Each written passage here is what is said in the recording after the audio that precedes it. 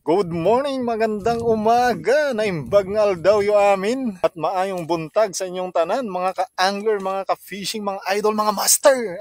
So, welcome sa isa na ng fishing adventure at tutorial ng Reg Fishing TV. So, ayan, nandito na kami sa laut, sa aming first fishing spot. At ayun na nga, kasama natin si Mark D. Magdadarap na daw siya. Ayan. So, may ka-convoy din tayong bangka dun sa kabila. Ayun, nag-explore kami ng spot na malalalim at ayun na nga, nag-drop na yung ating kasama. So, subukan natin dito guys. So, yun nga guys, bago tayo mag-drop, syempre mag-tutorial muna tayo. Last time yung tutorial natin is about paano i-connect yung leader line going to lure. So, i-check nyo yun kung gusto nyo malaman. So, ngayon naman, ang tutorial natin is about paano mag-match ng size ng hook or yung twin assist hook sa inyong metal jigs. So, guys, kita-kits tayo sa tutorial. Let's go! Alright mga ka-angler, welcome sa ating tutorial. Pero bago natin umpisan yung ating tutorial, mega shout out to the following. Ayun mga ka-angler, dalawa lang po yung kukonsider nyo dyan pag kayo ay nagmamatch ng twin assist hook sa inyong metal jigs. So i-base nyo lang po sa lapad ng jig nyo at saka sa length nya. Alright? So sa width, syempre kailangan mo malaman yung width ng jig mo para alam mo yung size ng hook mo. Alright? Kung gaano ba kalaki yung gape nya ito. So tawag dito is gape, yung space dyan or gap ng iyong hook. Alright, so meron tayong 4-aught, 5-aught, 6-aught, and so on. At mas mababa pa, 3-aught, 2-aught. Ganun, alright. So, syempre habang lumalaki yung number is lumalaki din yung hook. Alright. So, lumuluwang yung gape nya. So, sa length naman is doon mo ibabase yung kung gaano kahaba yung assist cord mo from sa hook mo. So, for example, ito, dito hanggang dito sa end nya. So, paano nga ba i-match? Okay, so as you can see, dito parehas na 250 grams. Okay, pero magkaiba ng size. So, hindi po accurate na basehan yung grams ng jig. Kasi iba-iba po yung shape niyan. So, hindi po enough na basehan yung grams ng jig mo kasi nga magkakaiba ng shape ang jig. So, for example, ito palang 250 grams na meron ka at ang binigay sa'yo is yung para dito. Sa manipis yan, sa mapayat. So, as you can see yung difference, so guys, malaki. Ayan. So, maaring maliit yung gape or yung size ng hook na mabigay sa'yo kung hindi mo i-specify kung anong klase yung jig mo. So, ako, lagi kong tinatanong yung mga bumibili sa akin ng twin assist hook. Na tinatanong ko kung ano yung shape ng jig mo or pinapasend ko sa kanila. So, ayun na nga pala guys, ako rin po ay nagbebenta ng hook. So, ito po yung mga samples ng hook ko, ayan. Mga full luminous po yan. Yung kanyang tie, tsaka yung mata. Ayan. So meron tayong kulay red. Ayan po, so far yung ano ko, dalawang klase. Red at saka white yung cord nya.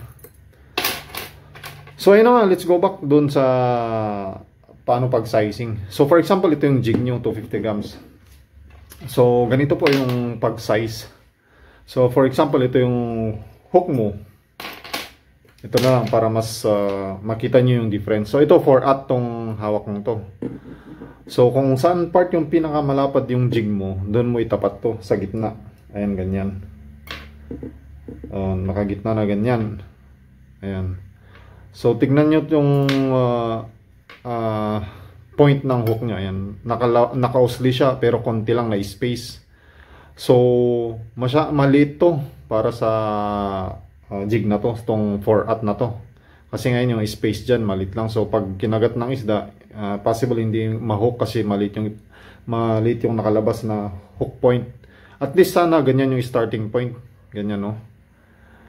So itong 4-aught na hook para dito sa 250 grams na ganitong klase ng jig is maliit. Alright? So ang pinakamaganda dyan is ito, 5-aught. Ayan. So, tingnan nyo yung difference. O, di ba? O, at least naka-usli siya ng mas maluwang.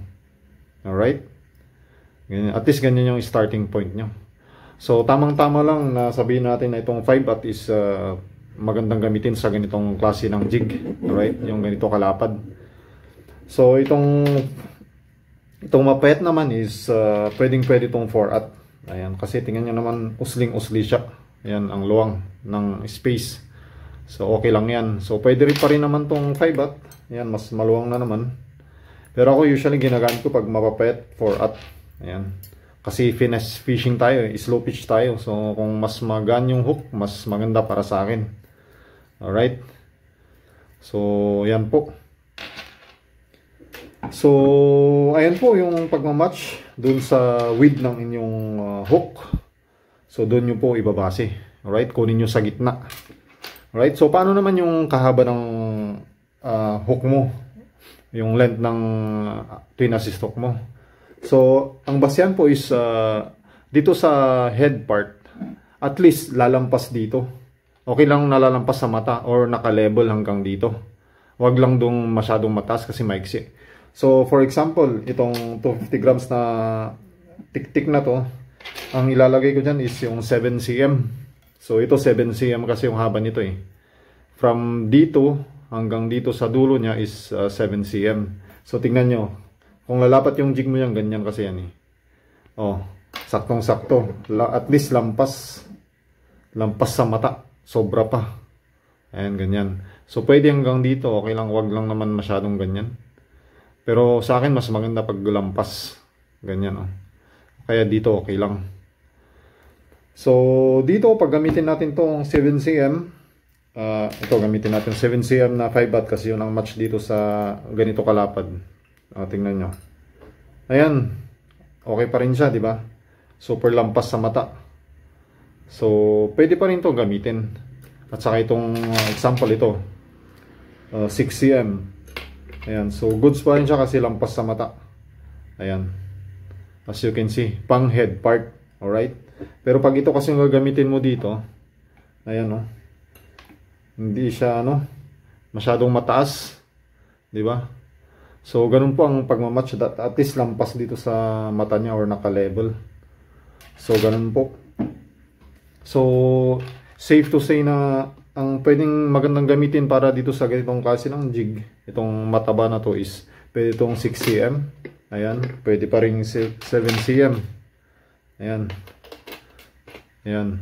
Sa head part. Okay, dito naman sa mahaba na to, na 250 grams, 7 cm. Okay lang yan. Pa head part niya. Pero pag gagamitin mo itong 6 cm, masyado nang maiksi. Alright. So, ganun po. So, paano naman sa tail part?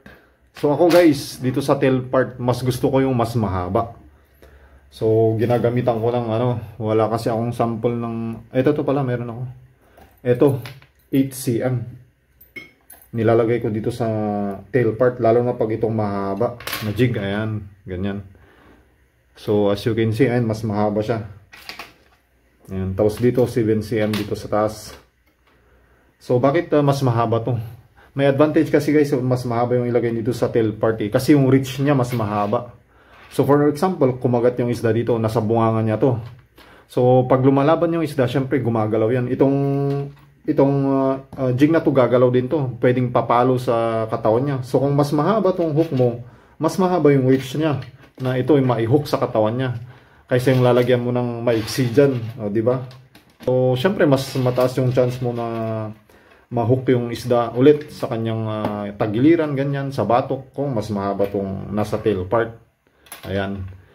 Pero ito rin ang i-consider nyo. So, example, yung jig nyo is short, tapos gagamitan nyo ng mahaba dito. Mahaba dito, ganyan. Tapos dito, 7 cm. So, may chance na magkakasabitan na ganyan. So, yun ang i-avoid nyo. Naglagay kayo ng length ng hook is okay lang na ganyan, okay lang na ganyan. Okay. Wag lang yung ganyan kasi may chances na mag-snag yung dalawa. Siyempre pag nag-snag yan, pag kumagat na isda, siyempre hindi nyo ma-hook. So yun po. So for example dito sa 250 grams, it's pinaka-safe na ilalagay ito is 7 cm tapos 7 cm din. Ayan, parehas na 7 cm. Ayan. Ayan, match. Ayan. Ayan, better, di ba pag ganyan. O kaya 6 dito. Ayan, ganyan. O kaya 6.5. So, yung iba kasi naliliitan sa 6 cm is. Kaya gumawa ako ng 6.5. Ayan. So, ito 6.5. Ayan, mas mahaba siya. Ayan. So, mas maganda gamitin. Ganyan. 6.5 tapos 7 cm dyan. So, yun po ang pagmamatch ng size ng inyong twin assist hook para sa inyong metal jigs. So hopefully guys, may natutunan na naman kayo. So basta tandaan nyo lang yung width ng jig nyo sa gape ng hook na gagamitin nyo, at saka yung length nya para sa haba naman ng twin assist hook mo. Alright? And remember, dapat hindi mag-ganyan. Okay? And guys, remember, hindi po pare-parehas yung size ng hook. Depende po sa brand yan. Kahit sabihin mo na magkaparehas sila ng number, kunyari 5/0, meron pa rin yung mas maliit yung iba, yung gape niya, at saka meron din yung mas malapad. So i-consider nyo din po yun kung bibili kayo ng hook. So ito is spike hook to. Ayan. Kadalasan na ginagamit sa slow pitch jigging kasi. Ayan, pike hook yung shape niya. So nakaganyan. So ito ang magandang isang klase ng hook para sa slow pitch jigging. Pike hook. Alright, so yun po ang isang tignan nyo. Hindi ibig sabihin dahil parehas na 5/0 yung hook, alright, is same na yung gape nya. So depende pa rin. So kayo guys, ano yung ginagamit nyo na size ng hook kadalasan para sa inyong jig? Comment down below. And ano na rin klase ng hook yung ginagamit nyo sa inyong slow pitch jigging or fast jigging? Share nyo naman sa comment section para matulungan natin yung ating mga ka-angler na gustong matuto sa slow pitch jigging or sa fast jigging. Ayan. I hope may natutunan na naman kayo. At kita-kits tayo sa laot mga ka-angler. Bakbakan na this! At ayun na nga guys, fish on! Alright, fish on, fish on! Fish on, fish on sa malalim, 200! Alright, alright. So, nag-reposition lang kami kanina. Unang bagsak namin kanina may strike 2 beses, parang mangipin barakuda. So nag-reposition lang kami, same spot. Ayan, na-strikean din si Mark D, kaso non-hook. Tapos ako na-strikean din, hindi kumapit. Tapos ito kumapit na, sigurado may mga kasama. Umalis yung mga kakonvoy namin Saan sila pumunta? Wala silang tiwala sa spot namin. Umalis sila. Where are you guys? Andito yung isda. Ba't kayo umalis? Ay sus. Alangan naman na mag-fishing kami sa walang isda. Mapapagod lang kami.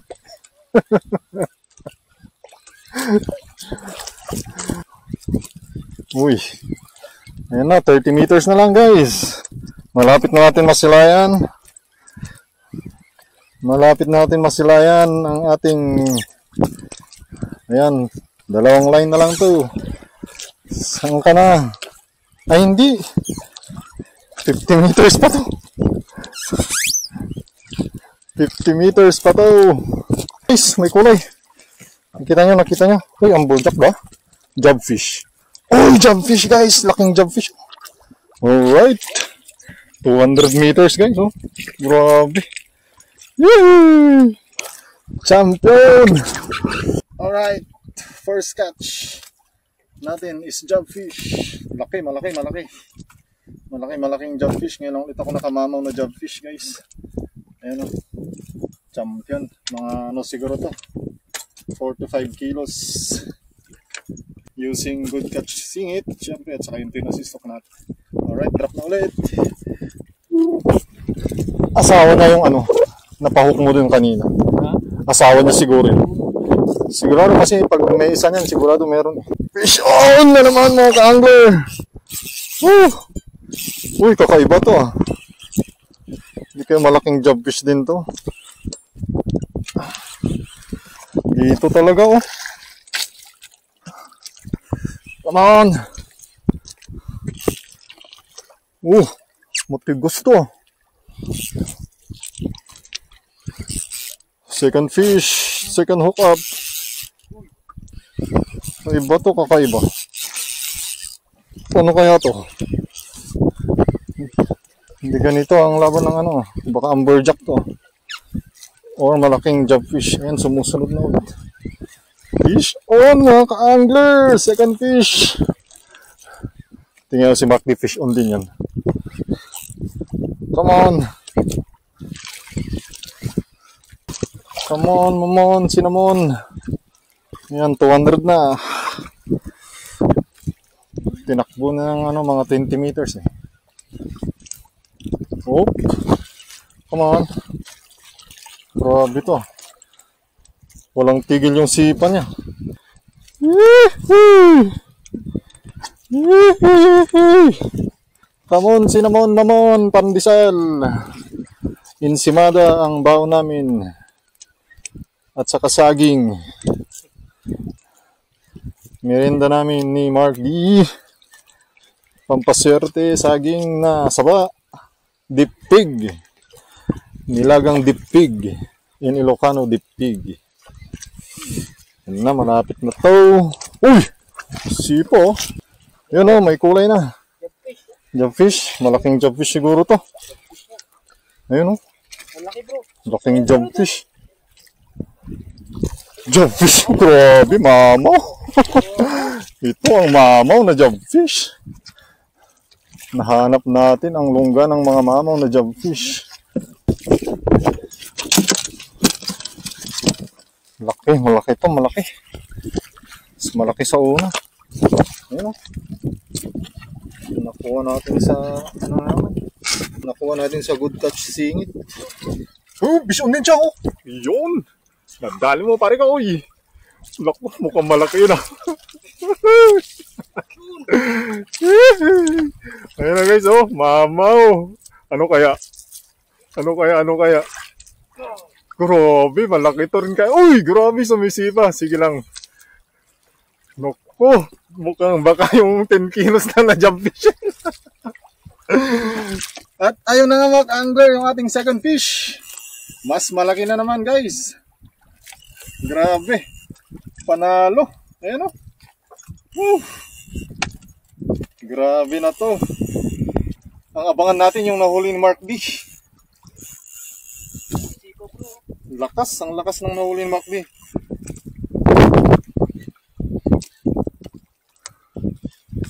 Sumisipa-sipa pa rin sa gabasit. Jobfish din.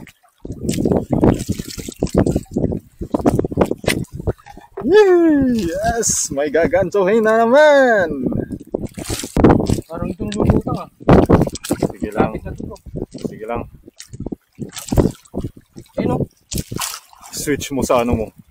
Ayun o, laking jobfish. Ay, mas mamaw. Sabi ko na.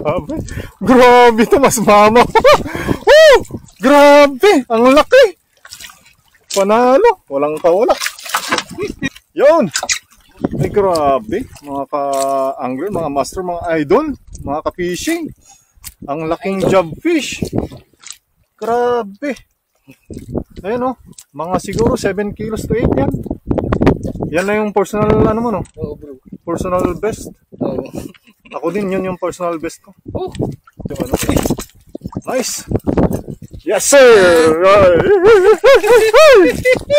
Kulboy, nasa kayo. Saba! At ayun na nga guys, redropping kami, bumalik agad kami dun sa strike zone. Ayan, sabay kami nag-drop ni Mark D. So, tignan natin kung maka-twin, double hook up kami. Double hook up na twin hook up pa. Di apat kagad na isda yun. Fish on guys! Good fish! Same spot! Uy! Malaki din to ah! Abangan mo yung mahuli mo, abangan mo! Abangan mo!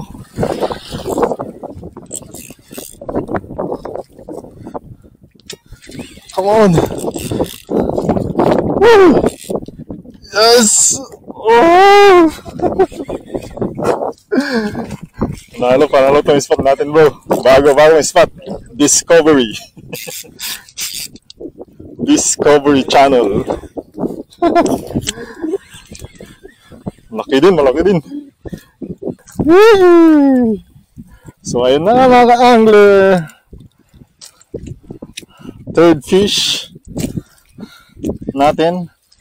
Bali pang apat namin kung mailan damin to. Hindi na kailangan pumunta dun sa secret spot nila dun. Wala naman mahuling secret spot. Come on, cinnamon, pandesal, ensimada, pandikoko, pandimunggo, saging ang merienda namin dyan. Hindi namin nararamdaman yung aming gutom kasi may huli. Uy! Ano kaya to? Jobfish din to? Jobfish na malaki. Yan na. Ayan na. Nakikita ko na ang yellow line. 10 meters. Ayun. Ayun guys, nakita nyo? Ayun oh. Ayun. Ano kaya to? Ano kaya to? Uy, sumisipa pa. Jobfish na naman. Yes sir. Alright. Kahit jobfish na lang lagi. Uy, ganun din. Salas na huli ko. Oh, maganda yung pagkawak nyo.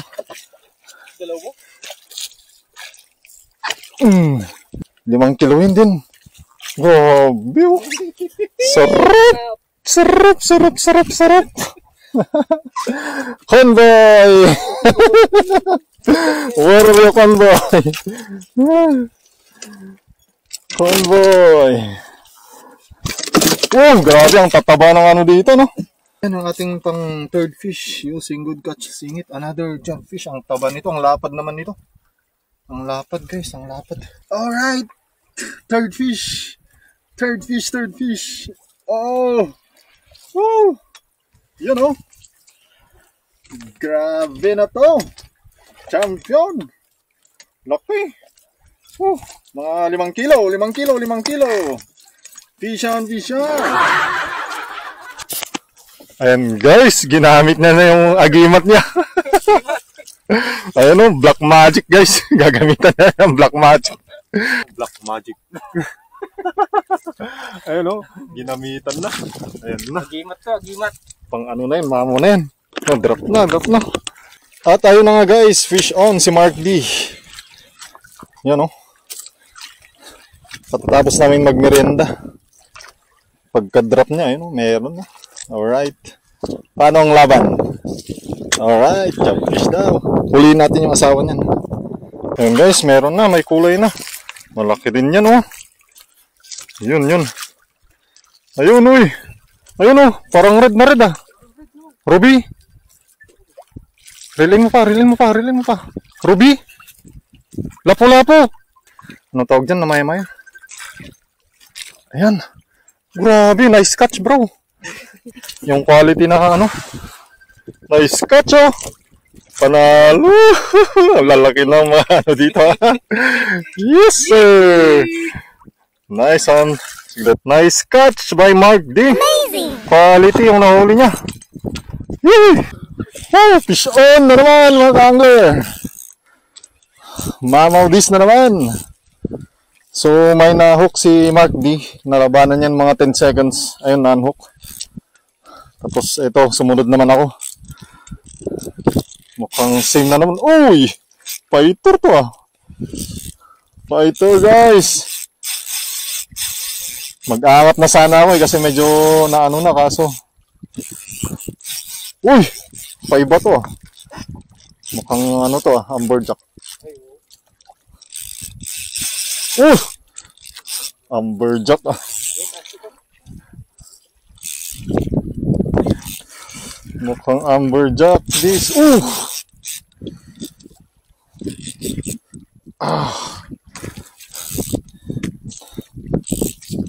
Oy! Iba to. Iba this guys, iba this. Oh! Ayan na, kinuha niya na yung pang ano, pang 230 na line. Oh, grabe, hindi ko maiangat. Hindi ko maiangat. Pagodin natin guys. Pagodin lang natin. Multo daw to, multo.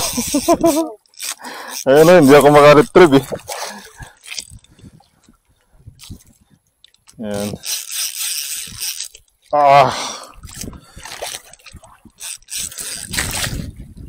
Grabe to.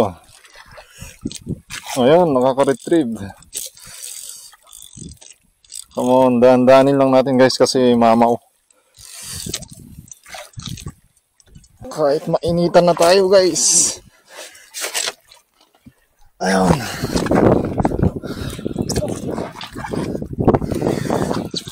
Alright.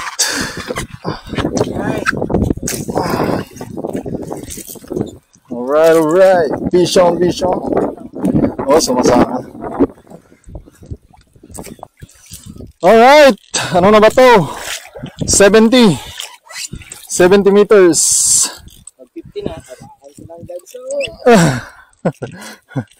Kahit yan na guys, dalawang line na lang to.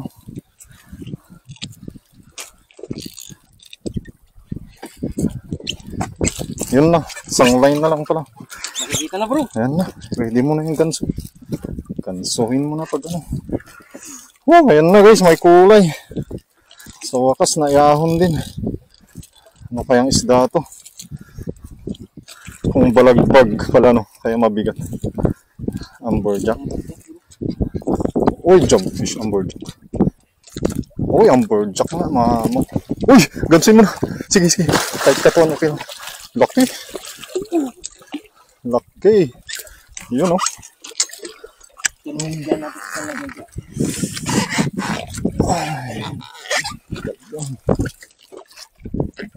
Alright. Grabe ang mamaw na naman to. Oy, oy, oy. Sige lang.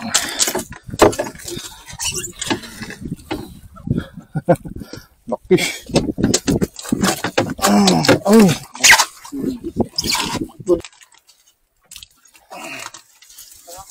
Woo!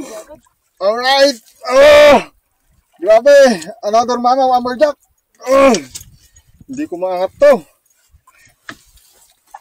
Ay! Ah! Sobra to. Personal best guys. Aba! Ah! Sige na nga, ipatong ko na nga. Woo! Champion! Yee! Alright. So, tansya namin 15 kilos patas. Siguro mga 16 to, 16. Alright, alright.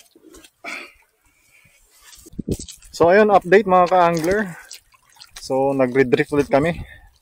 Ayan, nakadrop na si Mark D.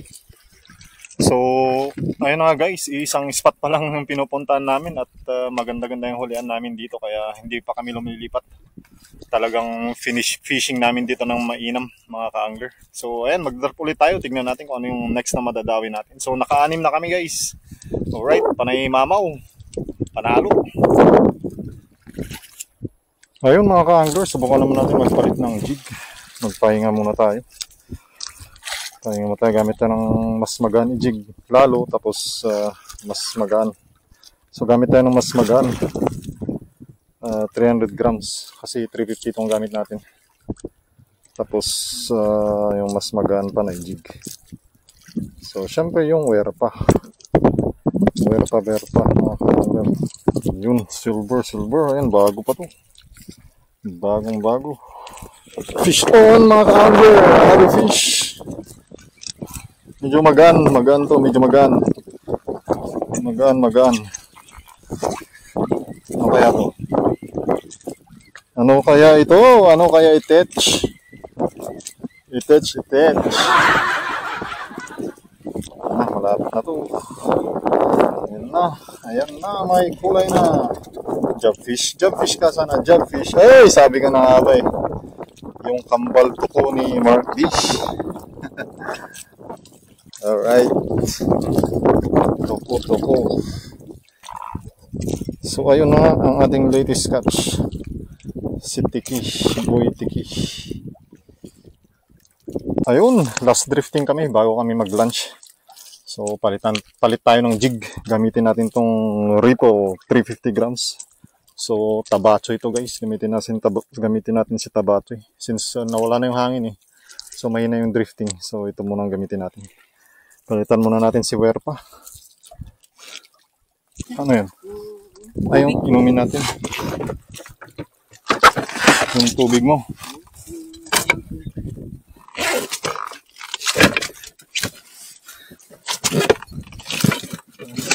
Ay, mountain bro.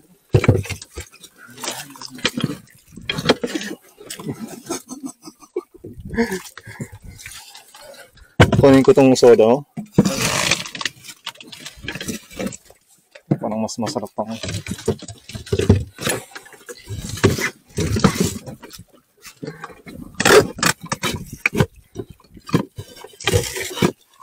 Baka masilip. Baka mataksan tayo.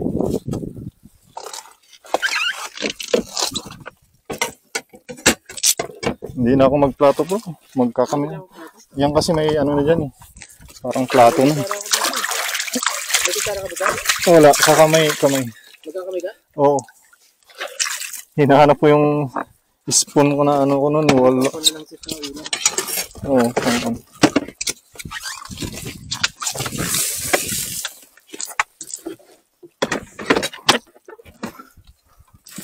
Stay out fishing. Ano. Okay. Kuha kang ulam dito. Mangan! Ay, nagbalong dagan tayo. Magmalong nga dagit eh.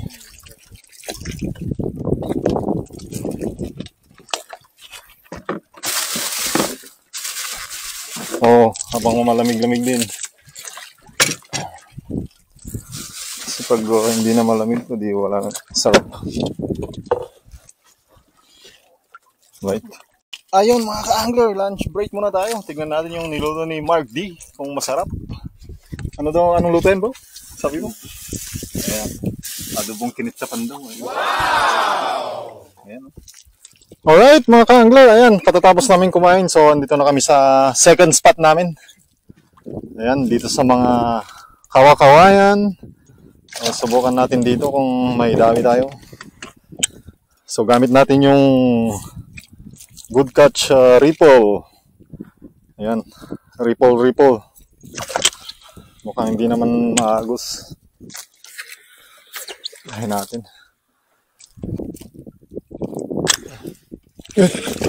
Fish on. Fish on mga ka-angler. Ano kaya ito? What's this? Don't tell me it's a tiki. Ano naman? Ayun. Uy! Trumpet fish. Ayun o. Masarap to. Masarap masarap i-prito. Alright. Trumpet fish guys. Yung huli natin na latest. Iikot na naman to. Sisirain yung ating ano, turotot na tawag nila. Huwag kang iikot ha. Pag iikot ka, sarap to eh. Yan guys oh. Trumpet fish. Alright. It's the trumpet.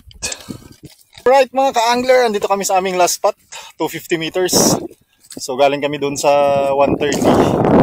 Nakatatlo kami pero nalilit na isda. So try namin dito, last spot namin kasi lobat na yung phone namin, hindi kami maka-navigate kung saan kami pupunta. So dito yung nakaanhukan ni Mark D noon. Last spot din namin.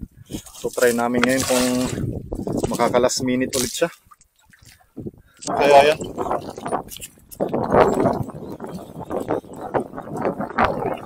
O yun o, puti nga. Ano yan? Silver scabbard? Nice! Uy, panalo, quality. Saglit. Okay ba yung pag-hook? Taas mo yung ano, baka maabot. Uy, ang laki guys!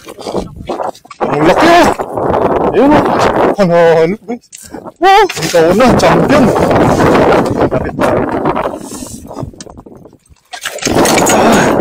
Oops, saglit.